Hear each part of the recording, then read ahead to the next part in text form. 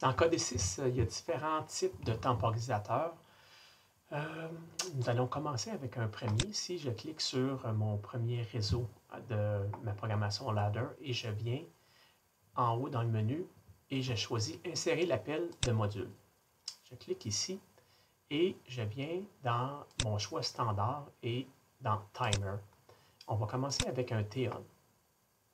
J'appuie, donc je choisis le T-on, j'appuie sur OK. Vous voyez qu'automatiquement, il me crée un petit réseau.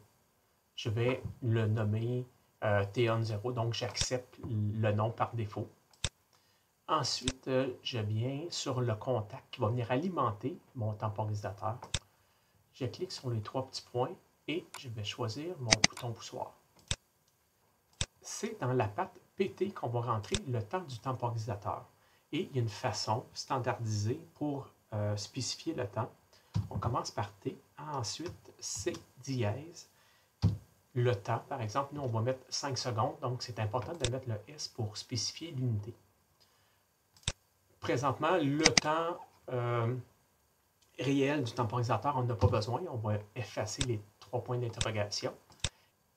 On va venir mettre une bobine à la sortie pour qu'après 5 secondes, qu'on a appuyé sur le bouton poussoir, la lampe témoin s'allume. Donc, on clique ici, on vient choisir la lampe témoin. Et puis, on s'en va en ligne. On démarre l'automate virtuel. Je viens confirmer que c'est bien mon processeur, mon ordinateur qui est l'automate. Et ensuite, je viens me connecter. Si je vais sur visualisation. Quand on a le message, la visualisation attend une connexion, lancer l'application. En fait, il faut venir dans Débogage et mettre tout simplement l'automate en fonction. Donc, si je viens, je clique sur le côté droit de la souris et je fais nouveau groupe, j'ai ma simulation, donc ma visualisation en bas, puis j'ai ma programmation en haut. Si j'appuie sur le bouton poussoir, on voit qu'il vient alimenter mon temporisateur. Au bout de 5 secondes, ma lampe témoin vient s'alimenter. Si je l'arrête et que je le repars, il y a un nouveau 5 secondes qui va partir et ça va alimenter la lampe témoin. Le deuxième bloc de temporisation que je vais vous montrer, c'est un bloc qui s'appelle le T-off. Donc, ce qu'on va faire, je viens me positionner dans ma ligne de programmation. Je vais insérer un bloc standard, timer, et je sélectionne T-off. À l'entrée, comme précédemment, je dois créer le bloc en premier. Donc, je fais OK. Je viens à l'entrée et je vais aussi utiliser le bouton poussoir. Dans mon entrée PT, je dois mettre T dièse 5S. Pour dire que c'est une temporisation qui dure 5 secondes. Et je vais enlever les points d'interrogation ici. On ne s'en servira pas tout de suite. Je sauvegarde. Je vais dans Créer, compiler. Je m'assure qu'il n'y a pas d'erreur. Puis, je vais en ligne, je me connecte et je transfère dans l'automate. Vous voyez que présentement, l'automate est déjà en fonction. Donc, si j'appuie sur le bouton poussoir, vous voyez que la sortie est automatiquement allumée. Si je relâche le bouton poussoir, vous voyez que la sortie elle est maintenue pendant le temps du temporisateur. C'est la particularité du temporisateur T-off. Le troisième bloc de temporisation que je veux voir, c'est la temporisation pulse. Donc, si je viens dans le bloc et je choisis TP, il faut qu'on l'appelle TP0, c'est bon. Je vais déplacer mon contact ici. Donc, oui, j'en ai pas besoin. On remet T dièse 5S et on enlève le bouton poussoir. Donc là, vous voyez que c'est un timer pulse. Je m'en vais en ligne. Donc, dans Créer, je vais compiler. Je n'ai pas d'erreur.